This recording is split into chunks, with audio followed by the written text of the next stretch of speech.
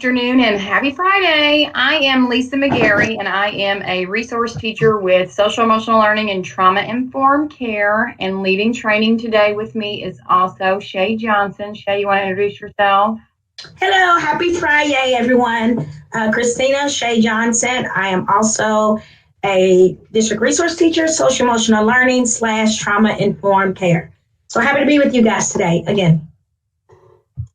All right, we are going to talk today about ways to cope. And you see our title is Teach Me How to Cope. So that's our intention. As we get started with all of our trainings, we like to include our contact information. And you see here is our full department. We have our boss, Dr. Lamisa Marks John, and Dr. Jennifer Driscoll, as well as Shay and myself.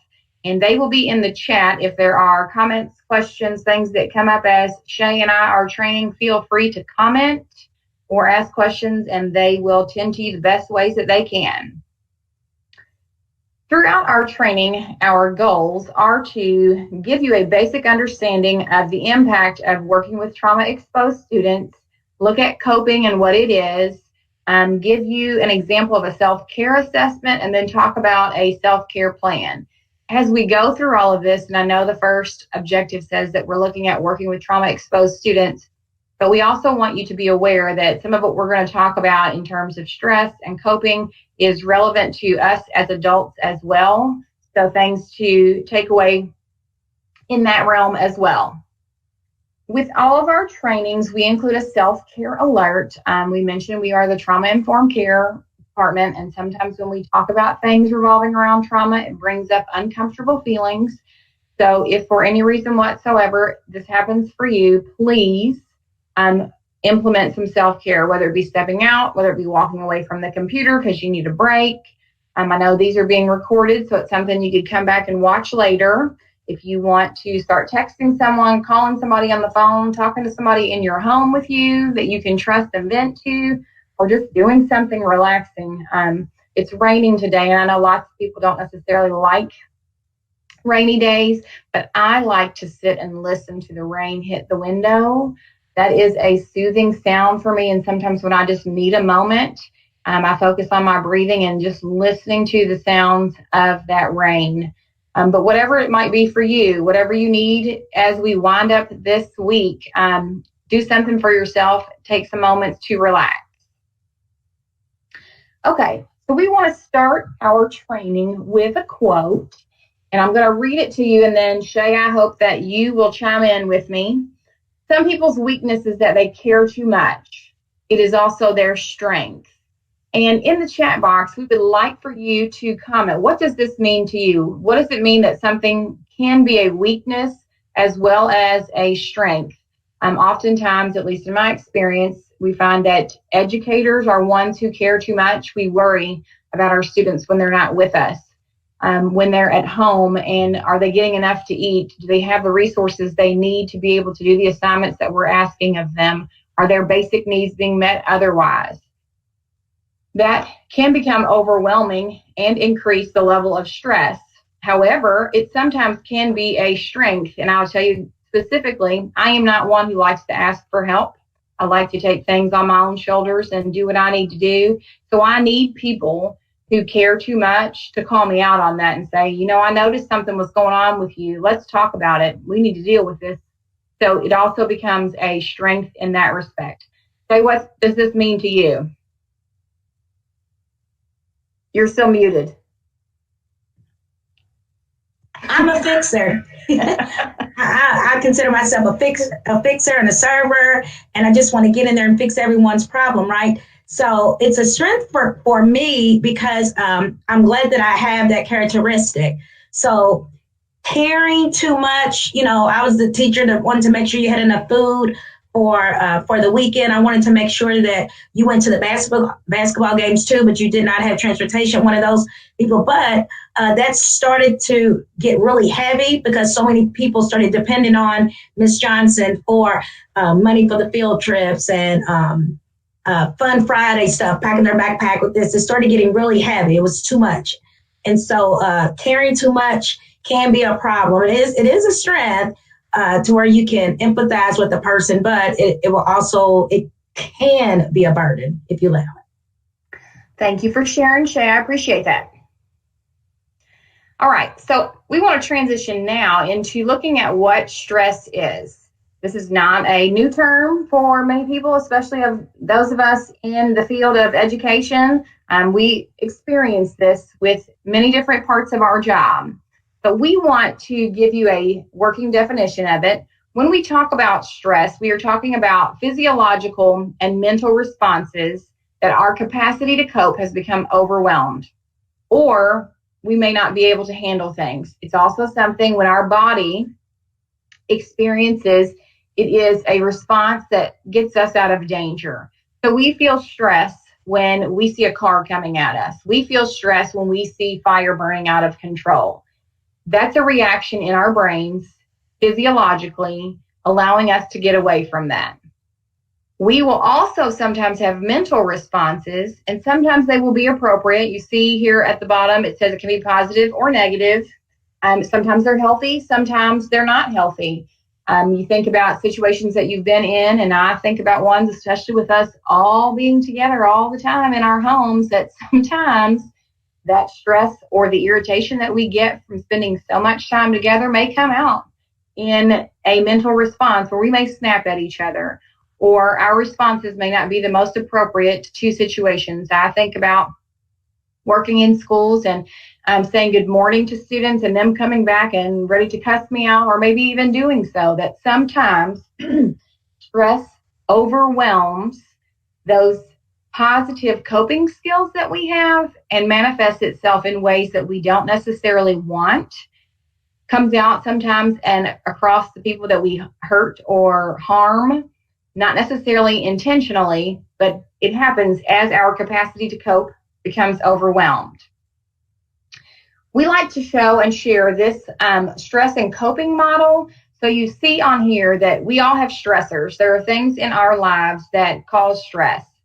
If we deem that as a threat, we have two reactions. The negative stress may be the emotional dysregulation, and I mentioned some of those thinking about students that I simply said good morning to, not knowing their story or what happened in their morning before they came into the school building or as they came into the school building, and all of those things they had to go through, may have looked at me and said, F you. Okay, you are overwhelmed. But we also have those situations of positive stress. And this is something that I want to make sure that I point out, because sometimes stress as itself, as a word, has a negative connotation. Well, positive stress does happen for us. When you think about buying a new home or getting a new job, there's some anticipation with that. There is some excitement with it. I get nervous before doing these trainings, and especially before really getting the hang of this and trying to figure out how all of it's going to work virtually. That's been some positive stress for me, allowing me to be able to grow as a person. And in my skill set, I have skills that allow me to cope. So I'm not in that emotional dysregulation state. I'm not in the flooding of my body in the negative or overwhelming hormones that lead to stressors or the increase of that anxiety, whatever else it might be. I have the ability to cope and ways to prepare so that I feel like when I get on this computer sitting in my home office, that I am ready to talk about all of these things. Also, able to be resilient when issues come up, that we can work through them and work around them, however it might be. So positive stress is one of those things that allows us to grow. It allows us to improve our craft, to get better at something that we are doing. Also allows the brain to release some of those positive endorphins that are improving our health or our overall mood. From that, we want to transition into what coping is, and then Shay is going to talk to us about some ways in which to do that. When we talk about coping, we're talking about strategies or behaviors that we use in the face of adversity.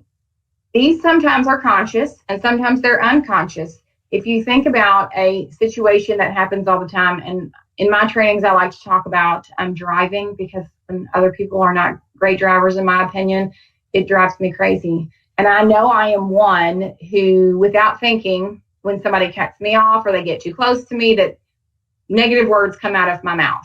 I'm not ever going to be that road rage person, but I remember when my son was younger that he would sometimes correct me and say, Mom, you can't say that. Mom, why are you reacting that way? But what would you say? Okay, just it was an unconscious response because of automatically getting there, not really wanting confrontation with anybody else, but also wanting to protect my car and my own personal safety, those kinds of things. Now, when we look at that, I mentioned this, that it can be healthy or unhealthy. And some people may think that the way that I handled that was unhealthy, but I'm not harming anybody. I am not following anybody down the road, not flipping anybody off. So it just depends on your perspective. To me, it's a healthy way to vent my frustration and not keep it pent up and being one of those real scared drivers. I got to get it out and we just keep moving. There are other coping strategies that could have a larger impact that could be healthy or unhealthy. I know that I know some individuals who run, and that's their coping strategy. Sometimes it's a healthy thing, and sometimes it's unhealthy because they'll have broken bones and continue to run, ripped off toenails, those kinds of things. So just being aware of the state that we're in, and then knowing that we cope all the time. It's the awareness that allows it to be healthy or unhealthy, but allows us also to tolerate that adversity, the uncomfortable things that come in, especially during this time where we're all dealing with stress and becoming aware of our coping skills. Okay, Shay. All right, Lisa. So now we are going to talk about why do we cope. First, I want to say this. I usually say, hey, go out and enjoy today. It's gorgeous. It's beautiful. It's sunny. Well, today it's raining. We see that it's been raining all morning long. And so it's all in your interpretation. I was looking up rain and anxiety, and this is really cool. The sound of rain sends a message to your brain, and it tells it, listen, it's not threatening and it's calm. Live in that moment. It is non-threatening and it is calm, right? And so our emotional brain, when it rains, right, if we're in that moment, it will just send calm hormones, right? Just take the day, take the moment in and just appreciate it. So this morning or this afternoon now, I am appreciating the calm. Listening to raindrops, so therapeutic. If you were to do an activity that was around meditation, what's usually in the background? The sound of rain. So please take today as a calming day. Right? Can I add something, Shay? Or you better add or divide or multiply, whatever you want to say. So when I was younger, there was a really, really, really stressful time in not just my life. I was in high school, but all of us in my high school. And One of our teachers told us that rain wasn't a bad thing because it was the washing away of the old to bring in the new. So that always gives me solace. Just wanted to add that to your story. Absolutely. And for the anxious and excited people like me, it just tells my brain to just chill today. Right? Mm-hmm. Reflect. This can be a day of reflecting. So why do we cope? Coping strategies are employed to manage adversity or stress. So I look at it like this. Coping strategies are employed. Their job or its job, here I am to save the day. And it's a little mouse and it has a C on it that stands for coping. But he's not here to save the day. He's here to save that moment. What do you need, right, at this moment? So we can get through this, so we can get by this. That's what the coping superhero is for. Here I am to save the moment. It does not take away from the source of the distress. It only attempts to manage it. So what does that mean, Shay? It means that if you have a child that is giving you 10 and you need a break, and you push the button or you call security or whoever you call, and they remove the child, right? You've coped in that moment, but guess what? The baby's coming back. Right? So we have to have something in our toolbox or something in our backpack to manage the actual source of that stress, right? It's going to remove it for the moment, right? That glass of wine is going to calm you down or whatever it's supposed to do for the moment, but the source will still be there. Make sense? Okay, let's roll. So let's look at healthy and unhealthy coping strategies. I'm just going to say a few of them. So exercising, very healthy for the mind, healthy for the heart, healthy for your physical being, talking about your problems or venting, excellent way to cope. Seeking professional help. Thank God we are a part of the JCPS family, and we have free resources to help us with our emotional and our mental health. Your deep breathing techniques. Breathing, we taught you about the box breathing. We talked about the starfish breathing. This is intentional breathing, the deep breathing. It's good for the moment. Journaling, getting those feelings and those thoughts on paper and reflecting on them. Using your social support. We are in the days of Instagram and Twitter and Facebook. So make sure you connect with your friends socially. If that is getting on FaceTime, we do that a lot now, and I hope you do too with your family and friends, to just see each other. We can't touch each other. We can see each other and tell each other we love and care for them. I'm going to jump over to the unhealthy. All right, so we all cope. Sometimes it's healthy, sometimes it's not healthy, right? Getting 2 McDonald's meals in one setting may be a little unhealthy. Sleeping too much or sleeping too little, that can be very unhealthy. Self-harming, how can you self-harm? Think about it. I'm not talking about putting something up to your wrist. There's other ways that we self-harm: drugs, alcohol, even thinking negative all day long, a lot of words that are not pleasing. Overeating, procrastination, we have to get that out of our system. It is a very unhealthy way to cope because you will always have that, I got to get this done, I got to get this done. Let's roll, Lisa. So coping at school, coping at work, coping at home. When we do Teach Me How to Cope, we come into your building and we put posters all over. Lisa, go to the next one so I can show them what I'm talking about. And go one more up and we'll come back to that. Yeah. So we will come to your building and the posters around the room would have these words. How do you cope during NTI? How do you cope after a challenging day? How do you cope working with a resistant family, a resistant child? How do you cope struggling at home? How do we cope during a huge life event and dealing with technology issues?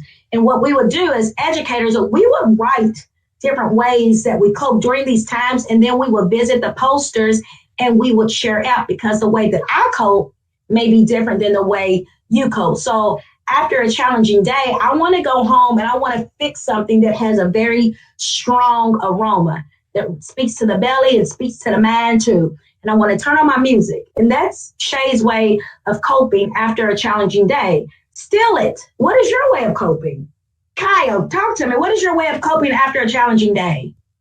I like to talk to family and friends and, just kind of connect with the outside world, and helps me kind of feel like I'm not alone, like people can relate. So I love it. I love it. I love it. So some people like to get their nails done, get massages. There's so many different ways that we cope. Go back one, Lisa. Yeah. So in order to cope through the day, since it's Teach Me How to Cope, we need to do the following. First of all, people, we have to be self-aware. Who is this in this shell of a body? Right? You have to know what sets you off, what takes you to 10. You have to know what calms you down. We need to be very aware of our emotions, of our feelings, and how to get to that calm space so that we can be successful like every day, and so that our cup can remain full or semi-full. So know thyself. The pause button. It is a mental button for me. I push it all the time, and it's just one of those resets. It's a reset saying, listen, I got to pause right now because it's not going well. So I'm going to take this moment to do some mindfulness techniques, whether that is sitting with my eyes closed and breathing, whether that is listening to positive talk, if that's affirmations for myself, pushing the pause button and reaffirming yourself that it's okay. We're going to get through this. Why? Because we've got through all the other ugly stuff. Shay, I'm going to add something here too, that when I was in the classroom, I used to make my students actually spin, not like to get dizzy, but let's restart. That you either came to me or a situation wrong, so let's turn around, and you turn as many times as you need to reset. and, let them move. That was something that I would have kids just implement themselves after me showing it to a couple. Yeah. Take that pause. Okay. I love it. So what I've started to do I'm back to the techniques. I've started to verbally say to myself in the doctor's office, so I won't seem crazy, or out loud every chance I get, I can do all things. It's 5 words. And it's an affirmation to myself and my kids, to tell them also, and my friends, if you have that mindset, I can do all things. When you get up in the morning, we all have 2 eyes and 2 hands, and we have a heart and we have ears. And we have the same 24 hours, right? With what we have. And so if we have that mindset, I can do all things. You can go through that work day, not feeling stressed, not feeling depressed, not feeling anxious, having a positive mindset. Please, this is so important. Do your affirmations in the morning. I can do all things, and do it with a smile, right? Give people grace, show compassion. If you have that positive mindset, that's how you cope. That's how you go through life, right? I can do all things. So when you're experiencing road rage, you have 2 options. You can let someone mess up your day or your moment, or you can just laugh it off, say, okay, buddy, well, I guess it is important for you to go on. So it's all about your mindset. I can do all things. I can have an amazing day, right? I can be that teacher that everyone wants to have. I can do all things. Okay, I'm starting to preach. That's wrong. All right, so these are 2 comic strips. Y'all read comic strips again? I don't know. We don't do that anymore. What SEL team brought you to today. Listen up. First one, my therapist told me the way to achieve true inner peace is to finish what I start. So far today, I finished 2 bags of M&Ms and a chocolate cake. I feel better already. So to me, that's just saying, tap into your self-care. What is that brings you joy? What is that brings you peace throughout the day? Get at that. The second one, I've got to start taking care of myself. Whoever was supposed to be doing it has done a really crappy job. So what I would ask you, if I was in front of you, I would say, how are you taking care of yourself physically? How are you taking care of yourself mentally? How are you taking care of yourself emotionally? Today, it's time to relax. It's time to reset. If you want to do an ugly cry outside, we'll do it with you, right? We have to better each other and learn some new coping strategies, because what we've been doing in the past, it's not working. Lisa. All right, so this is a self-care plan. And I love it because it's something that you can verbally see. We have linked this. We've linked this so you can always go back to it. It makes you pulling up the link? Yes. All right. So it just makes you go back and reflect. And we talk about how you get your day started. Depends on how your day's going to go. So the first one says 3 things that I am grateful for. Lisa, go back to that, please. I'm here. Yeah. 3 things I'm grateful for. Everyone that is on this chat can respond to 3 things we are grateful for. Jennifer and Lomisa in the chat, please. Let's see what we're grateful for. I'm going to first say I'm grateful for my health. I'm grateful for wonderful children, and I'm grateful for having a roof over my head. That's easy. I can go all day long. Cal, talk to me. What are you grateful for? I'm grateful for telecommuting. Yay! Lisa. I have to tell you that I am so grateful that yesterday, even though we were social distancing and through our masks, that I got to see you and Crystal. That filled my bucket, not just my cup, but my bucket. Oh yeah, that means you got a whole lot for the weekend. That's awesome. That's awesome. So we want you to please share this link with your family and friends. What a wonderful time to do it this weekend. People I can depend on for support. These are things that we take for granted. So this is called Teach Me How to Cope. If you say these 3 are the people that I can depend on for support, that's teaching you how to cope. That's calling, or they used to say, phoning a friend saying, listen, I need you to be quiet and just let me vent. Don't judge me. Let me vent. You have to have those people in your corner. Places I can go to feel happy. Places I can go to feel calm. If that's your bathroom sitting on the throne, okay, you have a place. Please, please, please have a physical place that you can go and sit and bring that calm mind in. The last one I want to hit on is music that I can listen to relax. My go-to is soft gospel music. I call it worship music. So that is my go-to when I'm having one of those tough days. I can put on my earphones or in the car, listen to nice worship music, and that will put me in my relax mode. Miss Lisa. All right, the relationship let's start over. The relationship with yourself sets the tone for every other relationship you have. So let's go back. The relationship with yourself, in other words, if you were dating yourself, what would you offer to yourself?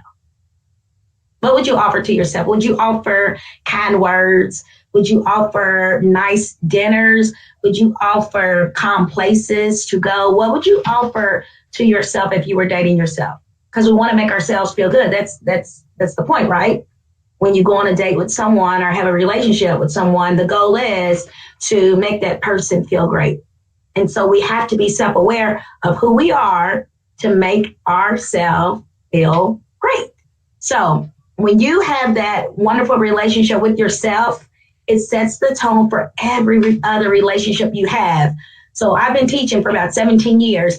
I never wanted to go into the classroom carrying negative energy. That's horrible, right? Teaching is a gift. Why would you bring that gift into the classroom, right? Why would you bring that gift around your family? So setting the tone at the beginning of the day, setting the tone at the beginning of the day, when you hop out of bed, what do you want to give yourself to make sure you have a nice, relaxing, joyful, right? Joy is different than happiness, joyful day, so that your students want to feel comfortable in the space that you have every day, so that your coworkers will feel comfortable around you instead of walking on eggshells. That's a horrible person to be around, that you have to walk on eggshells. So having the relationship with yourself sets the tone for every other relationship. Do people want to be around you?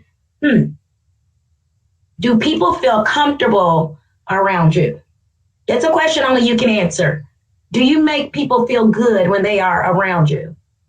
Right? And so if the answer is no, it's time to tap into how can I have a better relationship with myself? Right? And come up with some different coping strategies so that you can manage that mental health. Do we have another slide, Lisa? Just the contact information. Yeah, so this is our contact information.